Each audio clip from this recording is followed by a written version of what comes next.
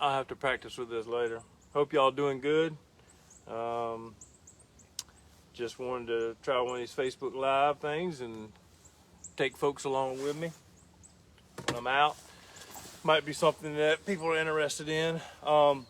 This morning I'm out on Lake Marion near my home here in South Carolina, and it's a man-made lake with the Santee River going through it. Basically, back during the war, when they were trying to get power, the power dam built, they were rushing to try to get the lake flooded, and they dammed up the Santee River, and all of this area on the sides of the lake and the headwaters of the lake all flooded.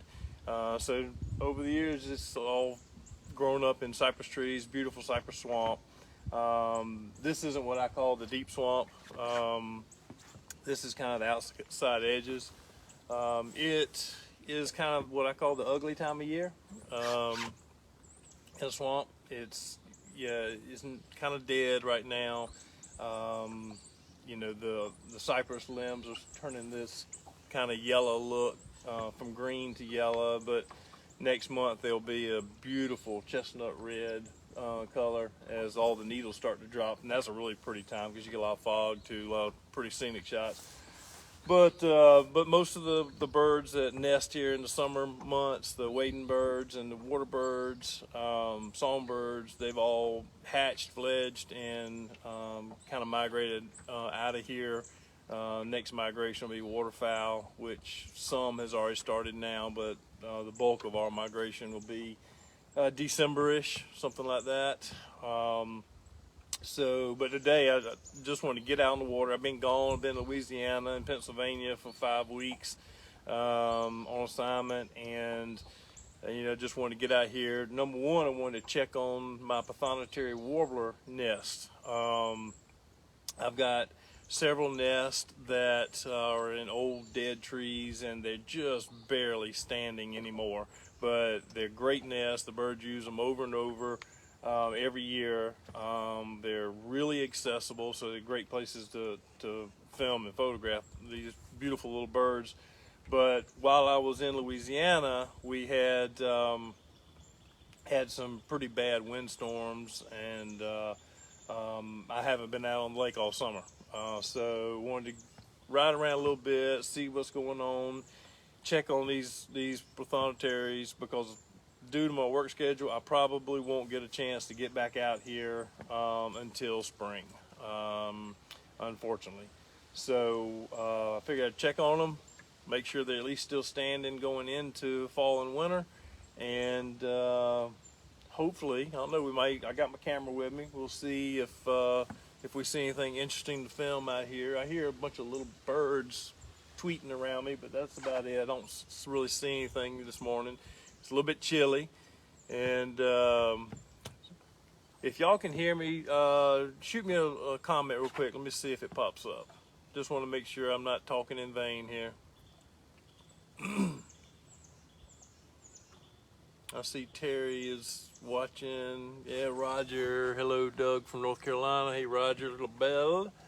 All right, so the comments are working. All right, good. Well, what we'll do is we're gonna start moving around. I'll spin the camera forward as we go through, so you can kind of see where I'm going, and we'll just hang out and see what happens. All right, Dave, appreciate it. All right, let's get started.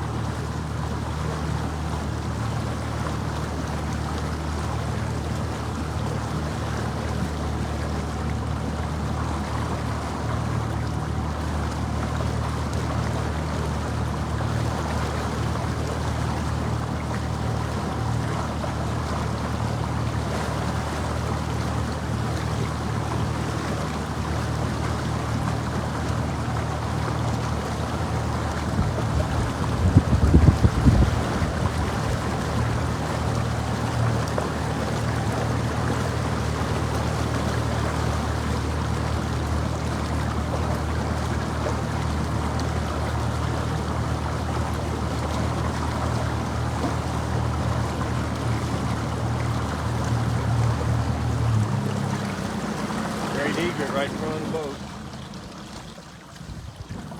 Unfortunately, I'm gonna have to disturb him.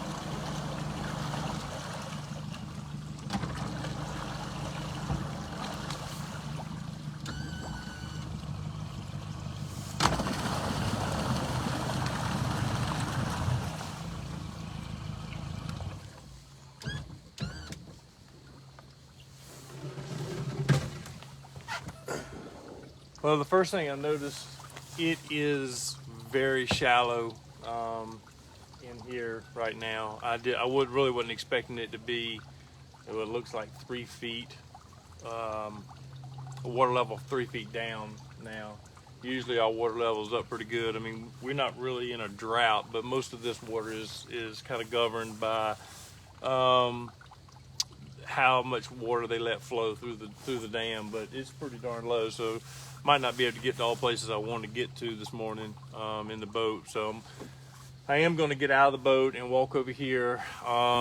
There is, you can see right there, this little tiny tree right here, this log. That's actually a cypress, and is rotten. It's barely standing there, and but we're gonna check it and make sure everything's still good on it for next year's nesting season. The other thing I do is I like to clean them out. A lot of times the inside bark and stuff will just fall down and obstruct the entrance to the cavity. So I want to make sure all that's cleaned out. And I've got a little peephole camera that I look in there and make sure everything's good. Sometimes you get brown-headed cowbirds that will nest in these things after the prothonotars do, and they leave a mess. They will stuff it full of all kinds of stuff, and then the prothonotars, they don't want to have anything to do with it the next year, because they don't pull things out to make a nest. They like to add their own stuff. They like to start with an empty cavity or a cavity that they used last year that nothing's touched. So they usually use Spanish moss, and they will actually go to the edge of the cypress trees and pull little pieces of bark off of little tiny strips of bark off of the cypress and go in there and build their nest with it. That's what they prefer. So just going to check it real quick, and then there's another one not far from here. We'll check it. So let's see. And if y'all have any questions or comments and I miss them as we're going along, you can pop them back up. I'll be glad to answer them.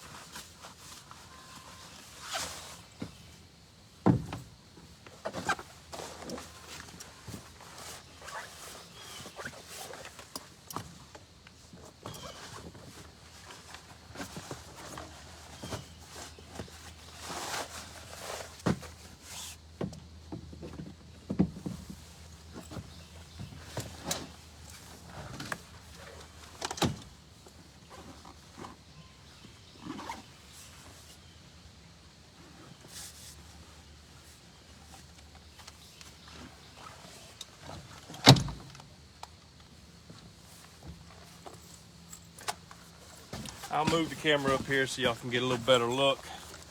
Well, we only got 4 people. What the heck? Apologize for the shaky camera, but I got to move it.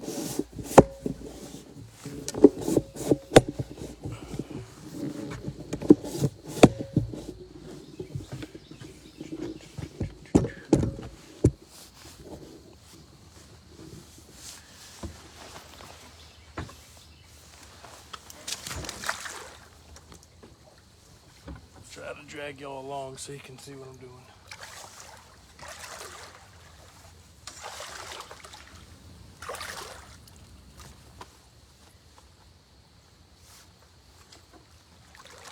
This is one of the best and cheapest little purchases I ever made. Amazon, it's like $9. No, I'm lying. It was 39 bucks. It is a high definition peephole camera. It's got a little light on the end of it.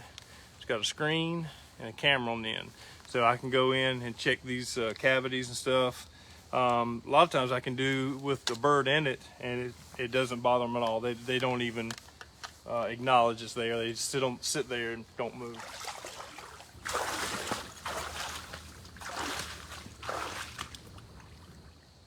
That thing is very rickety.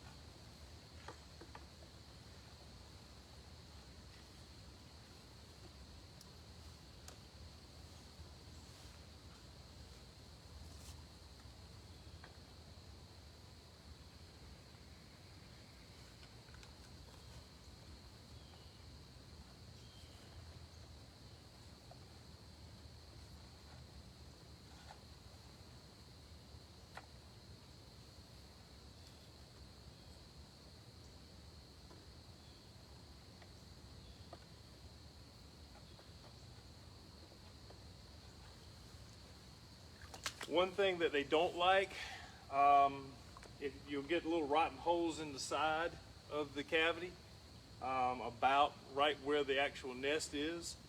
And so over time it'll rot, pieces will fall out, and they'll leave openings for light to come through. So all I do is I get some of this Spanish moss and I plug the holes. And they seem to like that pretty good. So let's do that.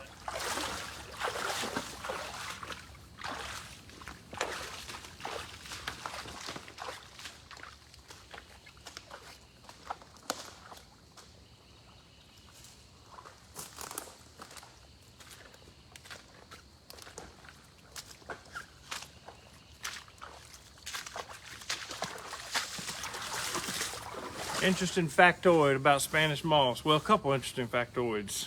Completely useless information. When Ford Motor Company started making their Model A and Model Ts, all the seat cushions were made out of Spanish moss. Other thing is that it actually has medicinal properties to it. You can boil this, and it has it's kind of the same properties as can't even pronounce the word, doxycycline medicine. So like antibiotics and stuff. Cool stuff.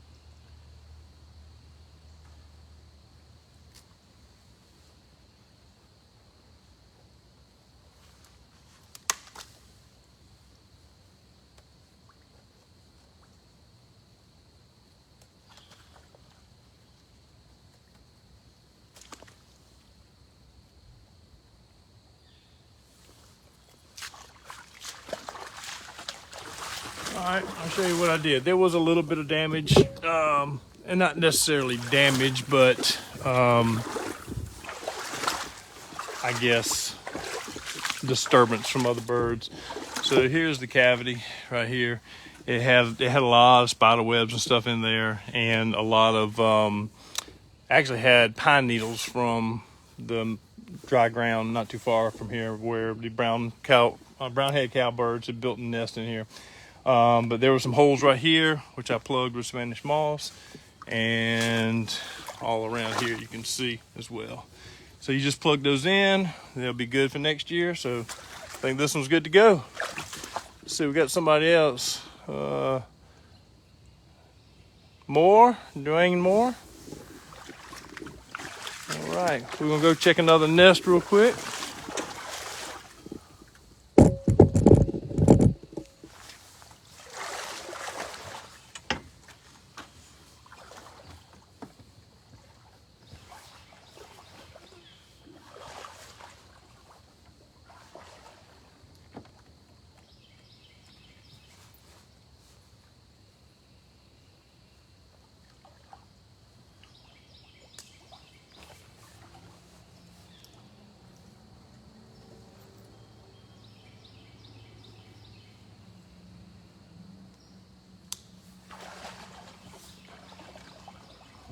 Water is very low.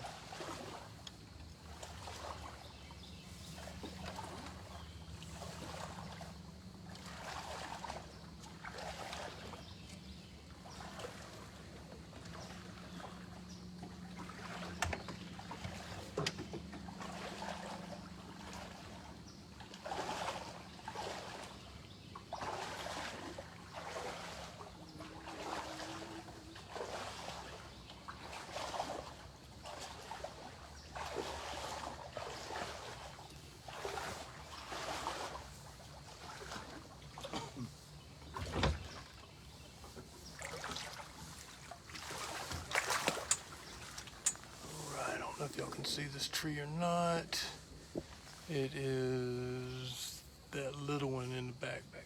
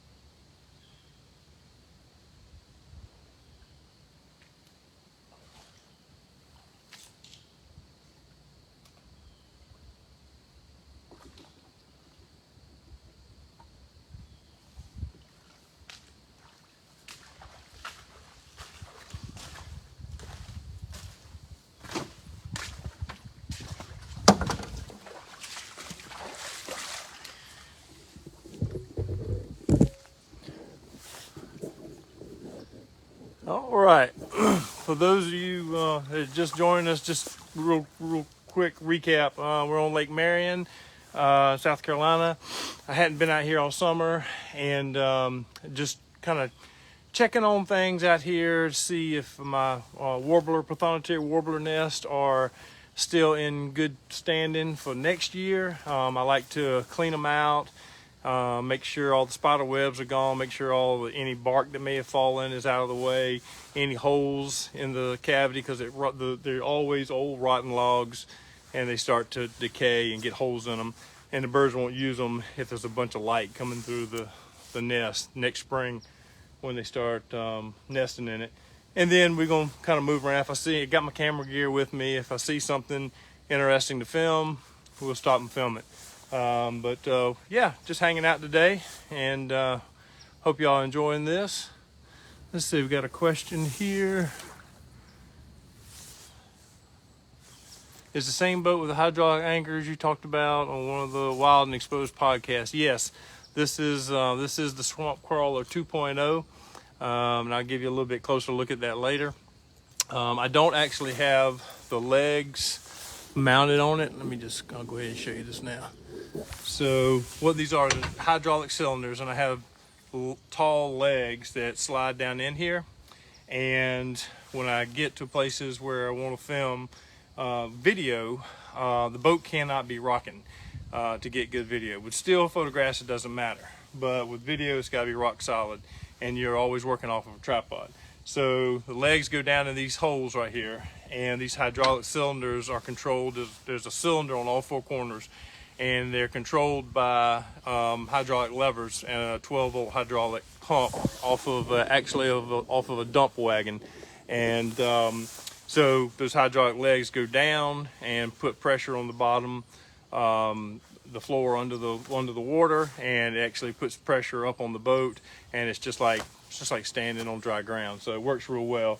I've actually got a plan and design for Swamp Crawler 3.0. Which we can get rid of all this stuff that's on top. Everything's mounted under the boat, and everything collapses into itself. So just by looking at the boat from a distance, you wouldn't even know it was different than any other boat.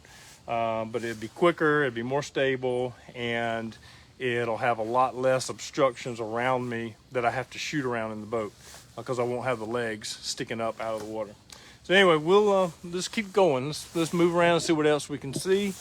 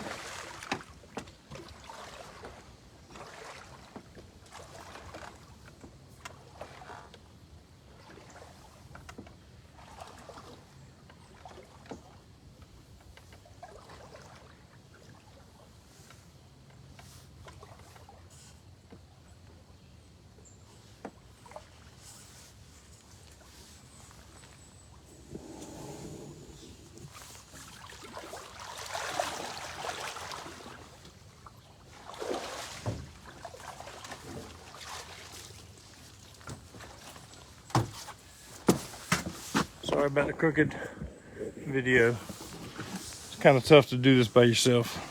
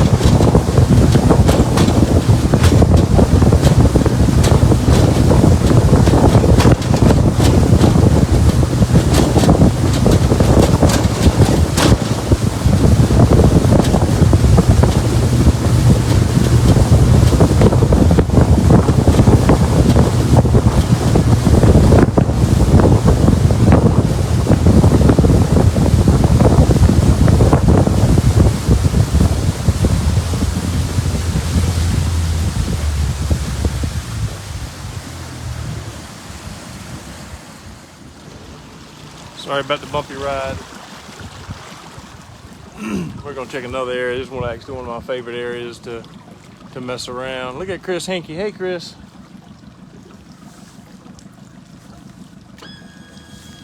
All right, show you where we're going.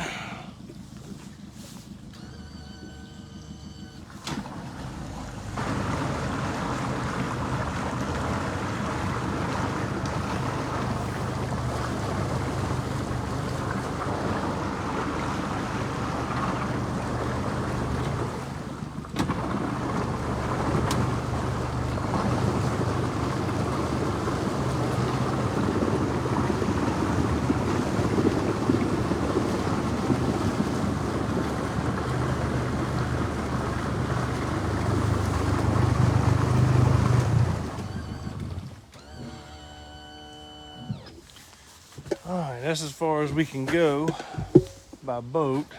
So I'll take you with me and I'll try to drag the boat.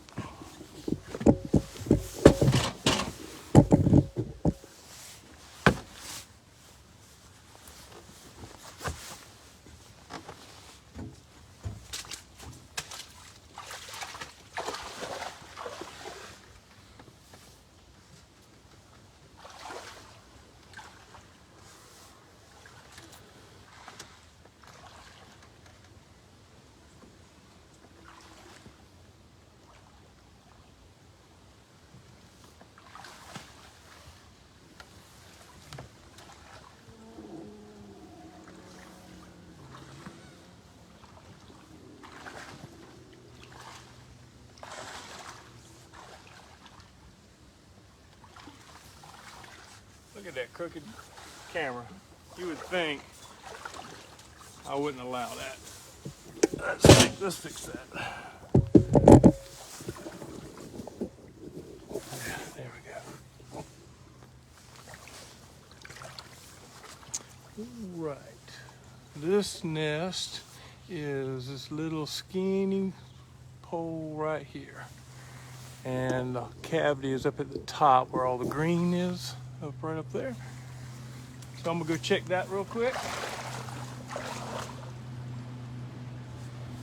And for those of you that are just joining, I'm checking for thunderberry warbler nest, just making sure they're cleaned out and ready for the arrival of the thunderberries in the spring, because I won't get a chance to get back out here this winter.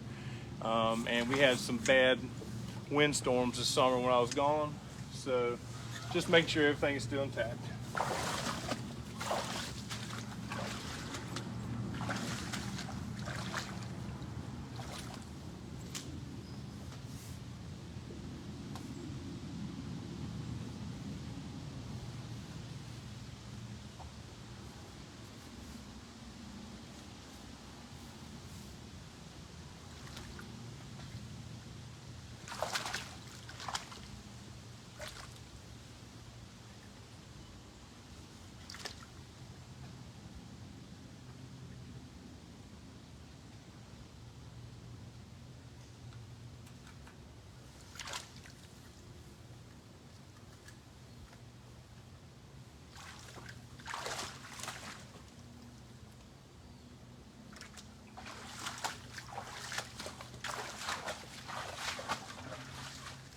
That's pretty good. Got some trash in there though.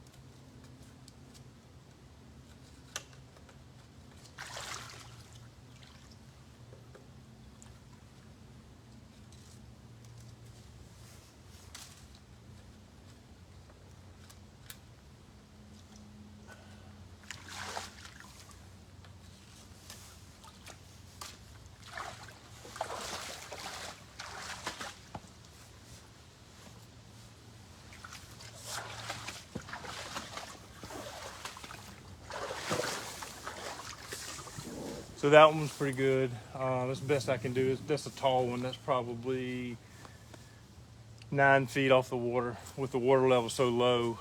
That's the best I can do for right now without bringing a ladder in, but it wasn't too bad. So normally there's 2 or 3 feet more water in here, so I can drive the boat right up to it and stand on the front of the boat and clean stuff out, but it's pretty good. It'll work.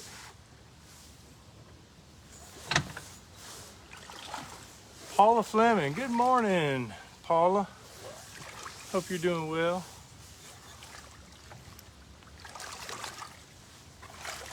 So for those of you that don't know the famous Paula Fleming from Clarendon County, she was the magic behind Wild Photo Adventures. When we did that show for PBS, she did all the editing, all the beautiful editing that was done on the show was done by her, and we worked our tails off, didn't we, Paula? All right, let's take a ride, see what else we can find. If I can get the boat out of here.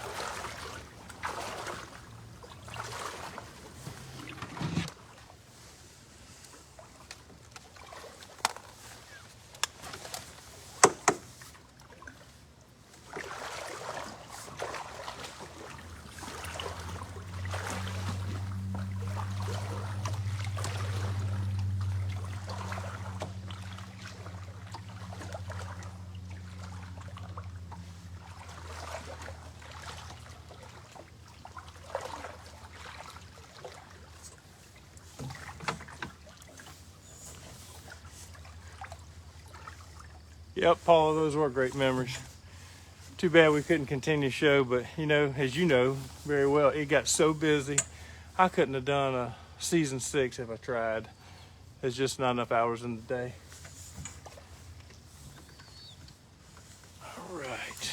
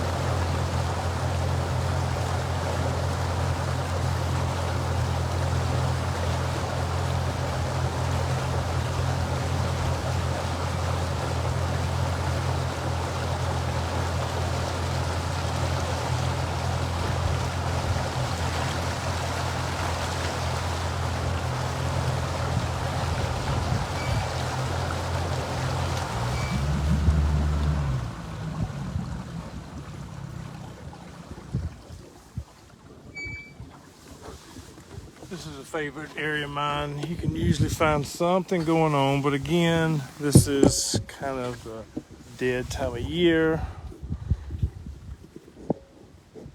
Let's see if I can get this positioned for you guys.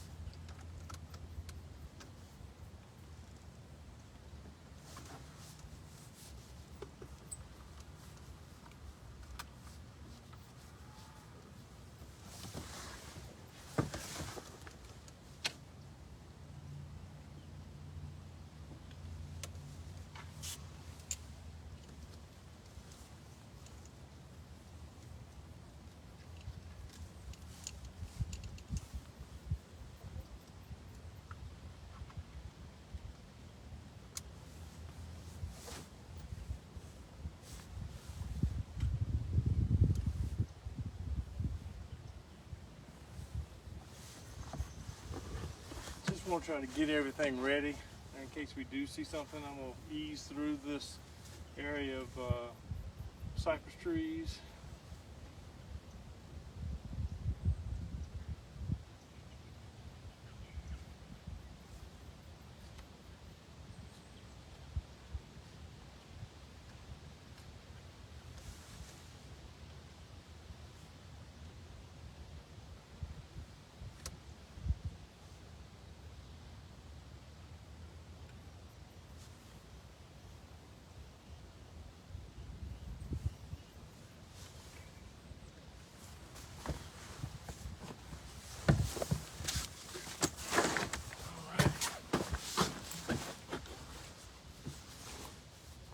Let's see, got a question here.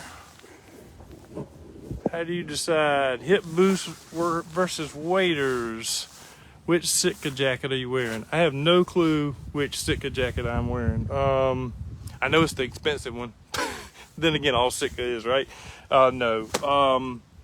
This jacket is part of the parka system. It's the waterfowl version. So what I'm wearing today is actually the liner, and then you have the waterproof shell that goes on the outside of that. I'm wanting to think it's called a Hudson. I may be wrong on that, so don't quote me on that. As far as hip boosts versus waders, I just kind of know the general area where I'm going to be and what the water levels are. Today I knew that I wasn't going to be in any really deep stuff, so I just threw my hip boots in the boat. If I don't know what I'm going to run into, then I'll bring the chest waders and have those in the boat as well.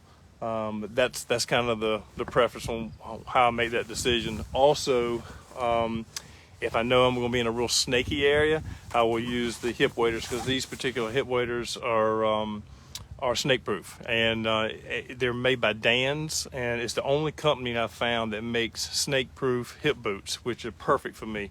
So anyway, Chris Hinkie says, where are you? I am on Lake Marion in South Carolina, near my home, probably about 15 minutes from my house. It's an area that I frequent a lot. And what it is the headwaters of Lake Marion. That's where the Santee River comes through the swamp and opens into the big part of the lake. So I'm probably 2-3 miles from the big I-95 bridge that goes over the lake. So I can actually see it from here. So Tom Major is watching. Hey, Tom. All right, I'm gonna flip this camera around. We're gonna ease through here just to see if anything's out moving around. Like I said, this is kind of the dead time of year. And I don't really see a whole lot this time of year, but this is just kind of getting out, checking on the lake. Hadn't been here all summer, checking on some prothonotary nests to make sure they're ready for next year and that kind of thing. Let's see, Dave Glatz. Let's see, will cowbirds actually lay eggs in the prothonotary? Yes, absolutely. Heard they do that with some other species. Yeah, cowbirds. Actually, cowbirds are a real pain in the rump because they will actually destroy other songbird nests. If a prothonotary is actually sitting on eggs, the cowbird will run them out. Or they will also kind of do the surrogate mother thing where they'll actually dump a cowbird egg in a prothonotary nest. Now, I haven't seen any papers on whether they can actually successfully hatch the cowbird egg with the prothonotary eggs, because they are a little bit different size. So I don't know, but good question. Let's see, somebody else had a question. Let's see.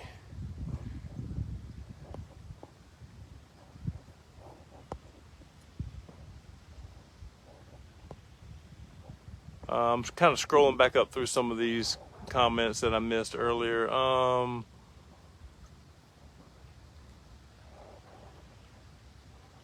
How shallow? I can't see. Harris, I can't see all of your comments. Something about how shallow.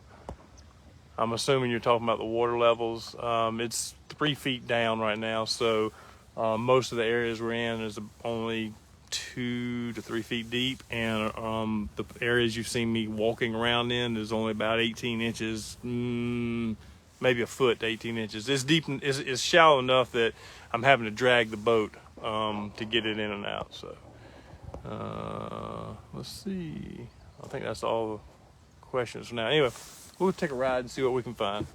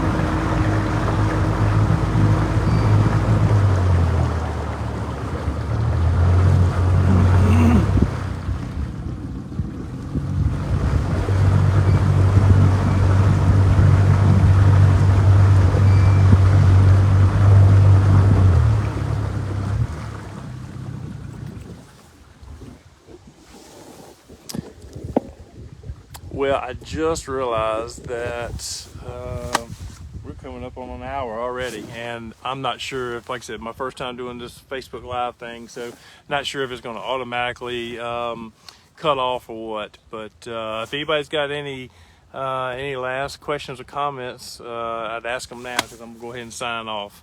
I'm going to try to start doing more of these when I have time, and I'm going to try to do some while I'm actually on assignment as well. I have to be obviously very careful about what I show and what I say when I'm doing that, because that stuff they keep pretty secret. But anyway, try to do as much as I can, so y'all feel free to chime back in whenever you feel free. I'll try to set up the events so that you actually get notification that an event's coming up. So but anyway, guys, I appreciate it. Hope y'all have a great day. Hope you enjoyed it. Hope I didn't bore you to death. So anyway, next time maybe we'll have something cool to see. All right, guys, y'all have a good one.